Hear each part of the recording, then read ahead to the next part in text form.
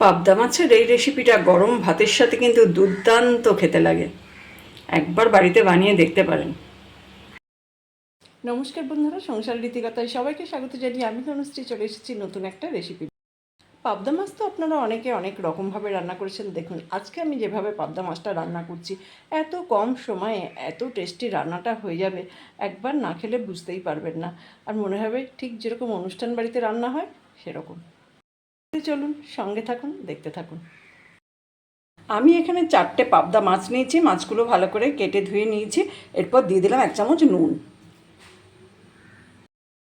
এবার দিয়ে দিচ্ছি 1 চামচ হলুদ গুঁড়ো, আর দিয়ে দিচ্ছি 1 চামচ সর্ষের তেল। এরপর আমি মাছগুলো ভালো করে নুন হলুদটা মেখে নেব মাছের গায়ে। সর্ষের তেলটা দিয়ে দিলে কী হবে, মাছগুলো ফাটবে না।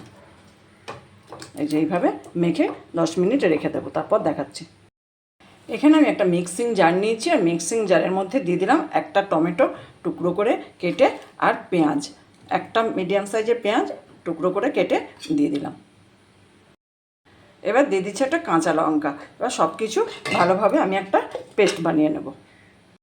এখানে আমি একটা কড়াই বসিয়ে দিয়েছি, কড়াইয়ে দিয়ে দিয়েছি তেল। তেলটা গরম হতে দিয়েছি। তেলটা তো গরম হয়ে গেছে। এবার আমি নুন হলুদ মেখে রাখা পাবদা মাছগুলো ভেজে নেব। 4টে মাছই আমি একবারেই তেলের মধ্যে দিয়ে দিলাম। এবার একটু উল্টে পাল্টে ভেজে নেব। এবার আমি মাছগুলো একটু উল্টে নিচ্ছি। একটা দিক হয়ে গেছে, এবার উল্টে আরেকটা দিক ভেজে নেব। মাছগুলো তো ভাজা হয়ে গেছে। এবার আমি মাছগুলো তেল থেকে তুলে নিচ্ছি। খুব বেশি যে কড়া করে ভেজেছি সেটা নয়, এই যে মোটামুটি এরকমভাবেই ভেজেছি। এবার আমি মাছগুলো তেল থেকে তুলে নিলাম। 4টে মাছই আমি তুলে নিলাম। পাবদা মাছগুলো তো আমি ভেজে তুলে নিয়েছি। কড়াইয়ে যে তেলটা আছে, নতুন করে আর তেল দিচ্ছি না, ওই তেলেই আমি দিয়ে দিচ্ছি কালো জিরে আর একটা শুকনো লঙ্কা ফোড়নের জন্য দিয়ে দিলাম। এবার ফোড়নটা একটু ভেজে নিচ্ছি। এবার যে পেঁয়াজ টমেটোর পেস্ট বানিয়ে রেখেছিলাম, পেস্টটা দিয়ে দিলাম।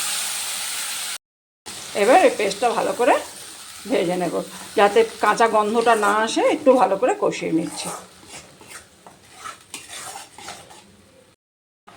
এরপর দিয়ে দিলাম 1 চামচ আদা বাটা। আদা বাটাটা দিয়েও ভালো করে কষিয়ে নেব।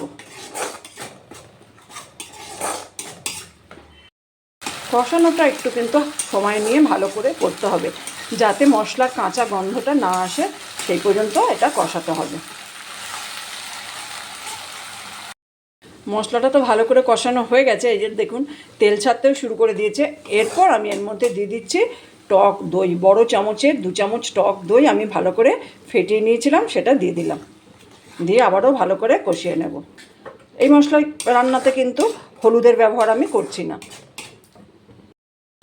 এবার দিয়ে দিচ্ছি একটু জল। জলটা দিয়ে একটু ভালোভাবে আবার মিশিয়ে দিলাম। ওই দইটা রেখেছিলাম, সেই বাটিটা ধুয়ে জলটা দিয়ে দিলাম। এরপর দিয়ে দিলাম স্বাদ অনুযায়ী নুন, আর দিচ্ছি সামান্য একটু চিনি। টক দইটা দিয়েছি তাই। এবার আমি ভেজে রাখা পাবদা মাছগুলো দিয়ে দিচ্ছি।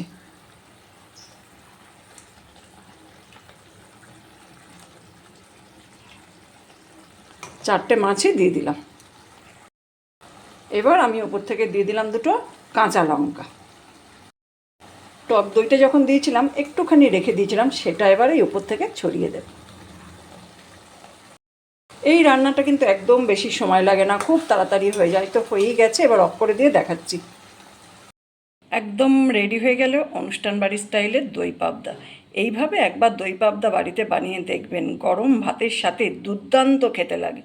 একবার খেলে স্বাদ ভুলতে পারবেন না। দেখুন কত কম সময় হয়ে গেল, আর কতটা লোভনীয় হয়েছে ভাবুন। দেখে তো বুঝতেই পারছেন, এটা খেতেও কিন্তু দুর্দান্ত লাগে। গরম ভাতের সাথে একবার না খেলে কিন্তু এর স্বাদ বুঝতে পারবেন না। তাই আমি আপনাদের অনুরোধ করব, একবার হলেও আমার রেসিপিটা ফলো করে বাড়িতে বানিয়ে দেখবেন। আমার রেসিপিটা ফলো করে বাড়িতে বানালে কেমন হয়েছে জানাবেন। ভালো লাগলে একটা লাইক দেবেন। যারা এখনও আমার চ্যানেলটা সাবস্ক্রাইব করেনি তাদের অনুরোধ করব আমার চ্যানেলটা সাবস্ক্রাইব করে নেওয়ার জন্য। আর অলরেডি যারা সাবস্ক্রাইব করেছেন, আমার সঙ্গে আছেন, পাশে আছেন, তাদের তো অসংখ্য ধন্যবাদ। এইভাবে আমার সঙ্গে থাকুন, পাশে থাকুন, সবাই ভালো থাকুন, সুস্থ থাকুন। দেখা হবে অন্য কোনো দিন অন্য কোনো ভিডিও নিয়ে। ভালো থাকবেন সবাই।